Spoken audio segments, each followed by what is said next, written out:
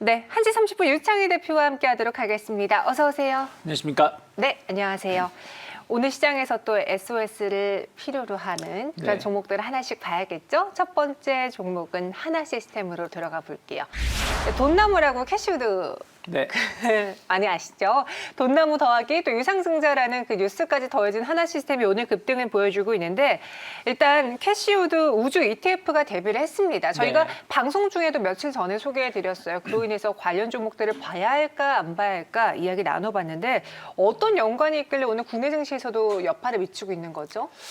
뭐 큰 연관은 없습니다만 어쨌든 이제 우주 항공을 테마로 한 ETF 시장이 이제 상품이 열린 것이죠. 네. 그래서 이런 쪽에 이제 펀드 자금이 유입이 되면 그 자금은 이제 관련된 기업에만 투자를 해야 되다 보니까 네. 우리나라도 어느 정도 수혜가 있지 않을까라는 기대감들이 있었는데 어저께 이제 이것이 이제 오픈이 되면서 뭐 관련된 편입된 기업들이 나왔습니다만은 별로 소문난 잔치에 별로 먹을 게 없다라는 평가가 많았습니다. 전통 기업이 좀 많이 있었고 이게 정말 항공 우주 테마, 그러니까 미래 성장을 위한 ETF인 것인지 아니면 그냥 전통 산업에 대한 ETF인 것인지 논란도 좀 있지 않았나 생각을 좀 하고 있고요. 하지만 네. 어찌되었든 우주 항공 시장은 앞으로 계속 커질 수밖에 없다라는 것을 한 번 더 확인시켜줬던 그런 이벤트가 아니었나 생각을 좀 하고 있습니다. 네, 그러니까 하나의 이벤트로 다시 한번 우주항공 산업 그만큼 미래 성장성이 있고 주목을 해야 되는구나라는 거를 우리 투자자들에게 또 한번 일깨워주는 이벤트가 됐다라고 이야기하셨고 여기에 또 우리가 유상증자를 체크 안 할래 안 할 수가 없습니다. 1조 2천억 원의 유상증자를 결정을 했는데 시장에서는 우려보다 기대가 더 크다라는 평이에요. 네, 뭐 그렇습니다. 뭐 위성통신이라든지 에어모빌리티 사업 쪽에 한 1조 원 정도 네. 투자를 하고 뭐 여러 다른 부분들에 대해서도 나머지를 투자를 한다는 것이기 때문에 1조 2천억의 유상증자 엄청난 그 유상증자입니다. 현재 지금 하나 시스템의 시가총액이 2조 4천억이거든요. 네. 그러면 현재 시가총액의 50% 정도를 유상증자를 하겠다라는 것이기 때문에 엄청 대규모의 유상증자이고 이것이 이제 앞으로 미래 먹거리에 대한 투자가 아닌가 생각하고 있고요. 특히 이제 저궤도 위성통신 시장의 시장을 좀 선점하겠다 이런 어떤 그 포부도 좀 숨어 있다 생각을 좀 하고 있는데 최근에 이제 유상증자하는 기업들이 이제 대규모 유상증자하는 기업들이 몇몇 있습니다. 뭐 대표적으로 포스코 인터내셔널 같은 경우도 2차 전지에 투자를 하기 위해서 한 1조 원대 유상증자를 했었던 적도 있고요. 네. 근데 저는 이제 이게 참 나쁘게 보일 건 아니거든요. 유상증자 이 소식은. 왜냐하면 어떤 기업이 자본 잠식이 돼서 그것을 메꾸기 위한 유상증자가 아니기 때문에. 근데 기존의 다른 업체들의 좀 굵직굵직한 유상증자 다른 점은 이게 바로 실적에 영향을 미치는 게 아니라는 것이죠. 그러니까 뭐 그 에어 모빌리티 사업이든 위성통신이든 뭐 그 2023년인가요? 24년 정도의 위성을 발사해서 사업을 진행하겠다는 것인데 어저께 그 미국에서 그 로켓 시험하다가 폭파했죠. 그러니까요. 네. 네. 이게 위성 사업이라는 것도 이게 무조건 쏜다고 해서 다 성공하는 게 아니거든요. 그리고 어쨌든 우주항공 이 시장이라는 게 단번에 어떤 실적을 보여줄 수 있는 산업이 아니다 보니까 네. 기대감은 있지만 이것이 정말 반영되는 실적이라든지 어떤 성장을 확보하는 데는 시간이 좀 필요하다. 그럼 주가는 바로 치고 나가기에는 이미 연초부터 많이 좀 올라오지 않았나 생각하고 있습니다. 제한된 반등이 전망된다. 하지만 말씀하신 것처럼 유상증자에 대해서는 지금 우려보다는 이제 기대가 네. 더 많은 상황이다. 성장성을 갖고 있기 때문이지 않을까도 싶은데요. 그럼 하나 시스템에 대한 가격 전략도 세워드릴게요. 일단 오늘 급등세를 보여주면서 단숨에 박수권 탈피를 노리고 있습니다. 네. 여기서가 중요하잖아요. 요즘 달리는 말은 또 한 번 달리면은 와다다다 달려가던데. 그렇죠. 하나 시스템도 그럴까요? 일단 기술적으로 본다면 아직은 돌파시켰다 말하기 좀 힘들어요. 아직은? 네, 왜냐면 지금 윗꼬리가 나오고 있는 것이기 때문에. 그러면 이것이 완벽히 돌파가 됐다라고 확인되려면 최소한 금요일까지의 주가 흐름을 좀 봐야 됩니다. 만약 금요일까지 해가지고 한 22,000원대를 좀 안착하는 모습을 보여준다면 박스권 상단 돌파했다라고 보여줄 수가 있죠. 또 수렴도 지금 잘 되고 있다라고도 볼 수 있기 때문에 그래서 약간 시간의 차이는 존재하겠지만 박스권 상단 돌파 가능성을 조금 더 높게 보실 필요가 있다 생각하고 있고요. 저는 한 25,000원 정도까지의 목표가 열려 있지만 막 지난 12월 달 한 13,000원, 12,000원대에 있던 주가가 한 기세 좋게 2만 원대까지 올라오는 것 같은 상승은 좀 쉽지 않다 생각하고 있습니다. 알겠습니다. 하나시스템 일단 목표 주가는 25,000원 제시해 드렸고요. 이어서 두 번째 상황실 넘어가 보겠습니다. 펄어비스 이야기를 좀 해보려고 해요. 주주총회에서 5대1의 액면 분할을 결정을 했는데 이 액면 분할 승인 내용 또 이로 인해서 우리는 주주 친화적인 걸 또 깨볼 수 있는지 영향까지 들어볼까요? 네.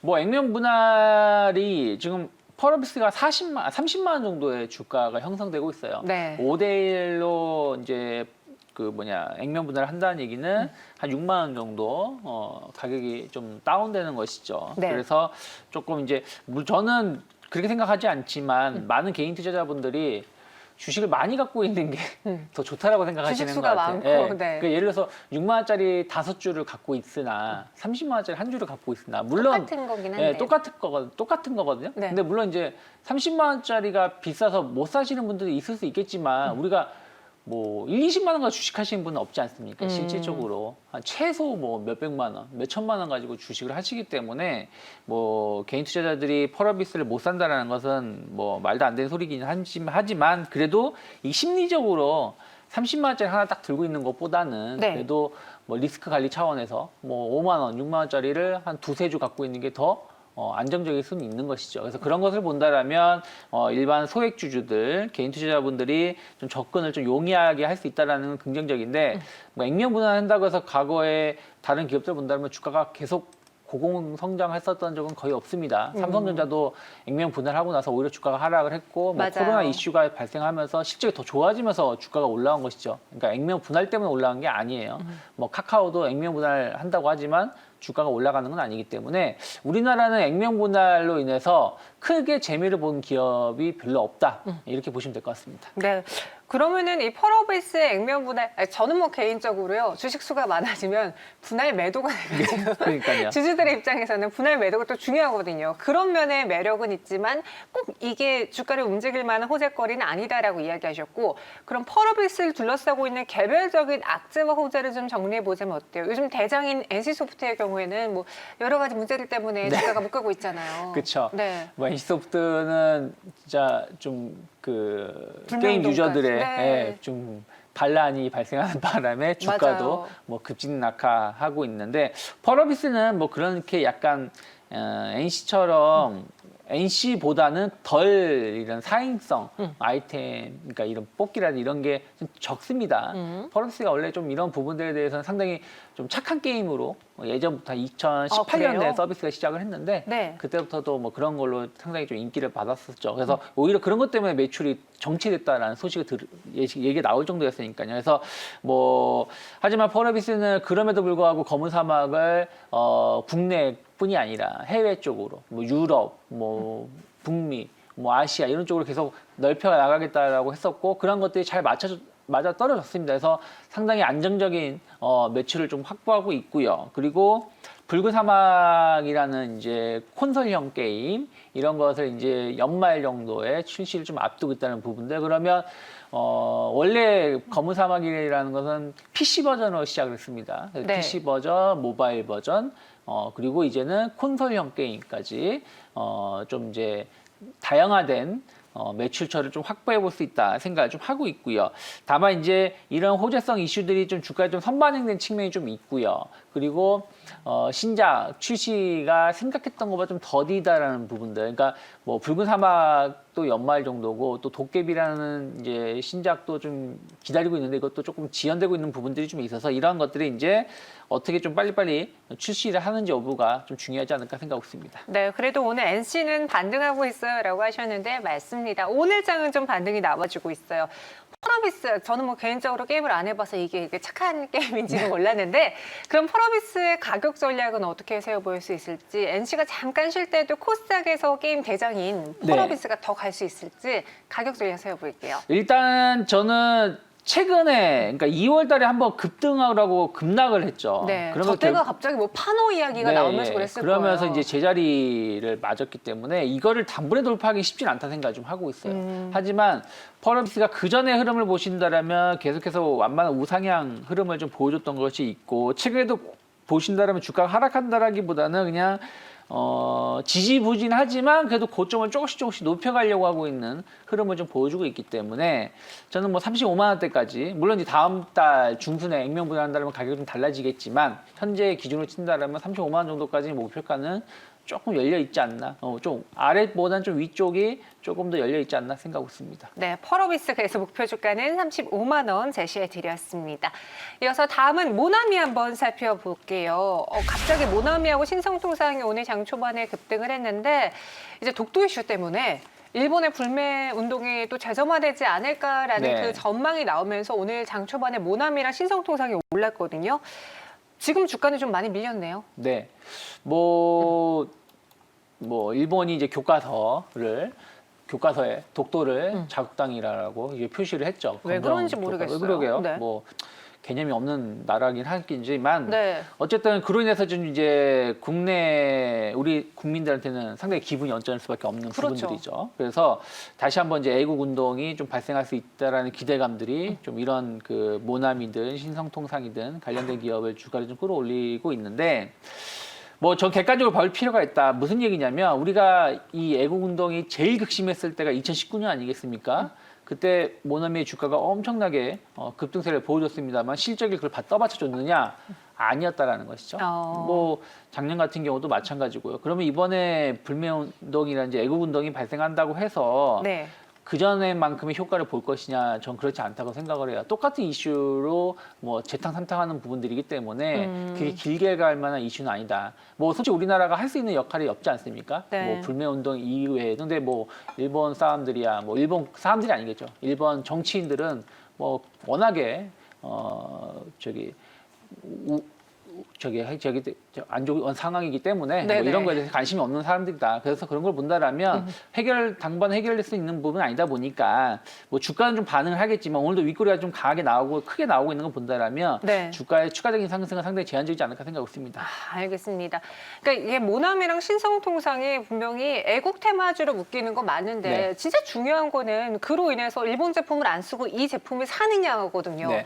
뭐 개인적으로 저는 유니클로를 불매운동하면서 뭐 탑펜이라던가 국내 그런 의류들은 더 많은 분들이 사는 것 같은데 모나미의 경우는 약간의 의구심이 붙습니다. 가격 전략 한번 세워볼게요. 네. 모나미는 지금 구간에서는 일단 매도를 해야 될까요? 또 다른 이슈를 기다려봐야 될까요? 뭐 저는 뭐 매출이 늘어나지 않는다는 건 아니에요. 근데 어찌되었든 이제 그러한 것들이 작년 같은 경우 또 올해 같은 경우 코로나 이슈가 아직 끝난 게 아니다 보니까 그런 네. 코로나 이슈가 이러한 소비재 쪽에 대해서의 관심도를 떨어뜨리다 보니까 조금 상쇄가 되는 부분들이 좀 있다 생각을 좀 하고 있고요. 좀 반짝 테마로 연속성이 좀 제한된다라고 본다라면 글쎄요, 뭐 저는 오늘 장중 고점 언저리 한 6천 원 정도까지의 좀 추가적인 한번 시세 탄력 움직임은 주중에, 그러니까 내일이나 모레 중에 한 번 더 나올 수 있지만 네. 거길 단번에 돌파시키기에는 지난 1월달, 2월달 흐름을 봤을 때 상당히 좀 두터운 매물이 좀 있지 않을까 생각하고 있습니다. 네, 알겠습니다. 그래서 단기 목표 주가만 제시해 드렸어요. 6,000원으로 모나미 이야기해 봤습니다. 마지막으로는 바이넥스 한번 체크해 볼게요. 저희가 방송에서 그러니까 사전에 질문을 뽑을 때만 해도 주가가 이 흐름은 아니었는데 네. 더 많이 급등하고 있습니다. 러시아 백신 수혜주로 묶이면서 오늘장 25% 급등을 해요. 이 바이오 CMO 기업들이 그동안은 뭐 모더나, 뭐 화이자 이런 이야기, 아스트라제네카 이야기 나오다가 러시아 백신으로 점점 넘어가는 듯한 추세네요. 네. 그게 왜 그러냐면 지금 이제 그 뭐 말씀하신 것처럼 화이자라든 모더나든 뭐 존슨앤존스든 이런 약간 서방 선진국이라고 말을 해야 되나요? 어쨌든 이런 국가에서 개발된 백신들은 이미 지금 이제 그 생산 계약이 거의 포화 상태라는 것이죠. 그러니까 뭐 러시아 백신이 나쁘다는 뜻이 아니에요. 네. 러시아든 중국이든 뭐 중국이 약간 믿으면 또 떨어지지만 이런 기업들이 그 국가들이 백신을 개발했는데 백신이 아무리 좋으면 뭐합니까? 만들지 못하면 의미가 없는 거 아니겠습니까? 그러다 보니까 좀 지위적으로 또 가까운 뭐 우리나라가 이런 기술력이 좀 많다 보니까 위탁 생산 쪽에 조금 더 용이하게 틈새 시장을 좀 파고드는 것이 아닌가 생각을 좀 하고 있고 네. 국내 기업들이 어찌되었든 뭐 이 약이 실효성이 있든 없든 생산을 하게 되면 돈은 받는 거 아니겠습니까? 네. 책임이 우리나라에 있는 건 아니니까. 그래서 그런 걸로 봤을 때 새로운 신규 매출처가 좀 확보될 수 있다는 것은 상당히 기대감을 주가에 좀 반영시킬 수 있지 않을까 생각하고 있습니다. 그런데 최근에 식약처에서 뭐 이제 바이넥스나 비보존 제약이 의약품 제조 위반을 확인했다라는 뉴스 공시가 나왔었잖아요. 그건 이제 주가에 다 반영이 된 건가요? 뭐 일정 부분 반영됐다 생각 좀 하고 있습니다. 그러니까 네. 그로 인해서 추가적인 어떤 악재라든지, 그러니까 추가적으로 어떤 내용 자체가 나오고 있는 건 아니고 이미 그때 이제 확인되면서 이제 뭐 허가 취소라든지 혹은 뭐 이런 부분들 행정적 제재가 좀 남아 있지만 네. 그런 것들이 이미 이제 그때 당시 주가에 좀 반영되었다라는 것이죠. 그로 인해 급락을 네, 했죠. 그로 인해서 급락을 했기 때문에 어떤 이슈에서 급락을 했을 때는 그거에 대해서 연속적인 파급 영향까지 반영을 주가에 좀 시키기 때문에 어느 정도 좀 반영됐다 생각하고 있고 저는 다만 이제 추가적인 악재가 없으면 그러니까 또 다른 어떤 뭐 내부적인 뭐 악재라든지 이런 게 없다라면 추가적인 주가 하락은 제한적이지 않을까. 다만 그로 인해서 기업의 사업이 정상화되는 데는 좀 시간이 좀 필요하다 생각했습니다. 기업 정상화에 있어서는 시간이 좀 소요될 수 있으나 일단 악재에 대해서는 주가에 반영을 했다라고 평가했어요. 그럼 바이넥스 현재 구간에서 24% 급등세를 보여주고 있거든요. 일단 여기서는 매도를 할 수 없을까요? 어떻게 해야 될까요? 저는 솔직히 말씀드리면 이게 이제 그때 그 비보전 악재가 나왔을 때가 이제 한 29,000원 정도, 28,000원 정도 주가가 형성되고 있다가 이제 갭으로 이제 하락했던 자리고 오늘 이제 그런 자리를 좀 회복시키고 있다라고 생각을 좀 하고 있어요. 그래서 좀 추가적인 상승이 나올 수도 있겠지만 그게 상당히 좀 제한적이다. 그러니까 지금 이제 바이넥스가 뭐 CMO 시장 쪽으로 해가지고 실적이 상당히 개선될 수 있다 이런 기대감들, 코로나 백신에 대한 또 틈새 시장을 좀 공략할 수 있다는 기대감들이 주가에 반영이 되고 또 증권사들도 좋은 리포트가 나오고 있지만 코로나 백신이 뭐 100년, 1000년 갈 거 아니지 않습니까? 만약 그렇게 따지면 시즌의 주가는 계속 올라가야 돼요. 네. 왜냐면은 뭐 코로나 끝난 게 아니기 때문에 진단키트 계속 생산할 거 아니겠습니까? 근데 시즌 실적 1조 원 매출이 나옴에도 불구하고 고점은 40만 원대에서 계속 지금 하락하고 있듯이 네. 이 CMO 시장 관련해서 코로나 백신 관련해서 저는 공장이 정상화되는 부분들은 긍정적이다. 실적이 늘어나는 건 긍정적이지만 네. 단발성 이슈라면은 그것의 연속성을 얼마나 뛸지 여부 좀 봐야 된다 생각을 좀 하고 있습니다. 그래서 저는 좀 추가 반등이 나온다라면 3만 원을 돌파시키면서 막 과거의 영광을 회복하기에는 지금 쉽진 않다 생각을 좀 하고 있습니다. 네, 그래서 추가 반등 시 비중 축소해보자라고 의견 마무리해 보도록 하겠습니다. 이외에 또 궁금한 종목들은요, 저희 샵 2034 주식콜센터로 지금 연락 주시기 바라겠고요. 네, 유창희 대표님 여기서 인사드릴게요. 오늘 말씀 고맙습니다. 감사합니다.